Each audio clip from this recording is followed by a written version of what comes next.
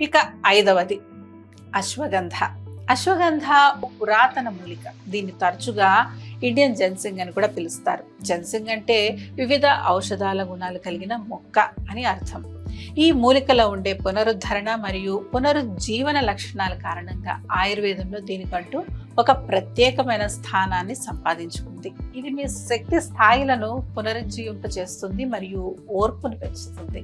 ముఖ్యంగా అలసటను ఎదుర్కోవడానికి అద్భుతంగా ఉపయోగపడుతుంది. మీకు తెలుసా, కొన్ని అధ్యయనాల ప్రకారం ఈ ఒత్తిడి క్యాన్సర్ వంటి ప్రమాదకరమైన జబ్బులతో పరోక్షంగా ముడిపడి ఉంటుందని వెల్లడించారు. మరికొన్ని అధ్యయనాలు ఒత్తిడి క్యాన్సర్ యొక్క తీవ్రతను పెంచుతుందని వెల్లడించాయి. అంతేకాకుండా డయాబెటీస్ వంటి దీర్ఘకాలిక వ్యాధులతో కూడా ఇది ముడిపడి ఉంటుంది. కానీ ఇలాంటి ప్రమాదకరమైన ఒత్తిడిని తగ్గించడానికి అశ్వగంధ అద్భుతంగా పనిచేస్తుంది.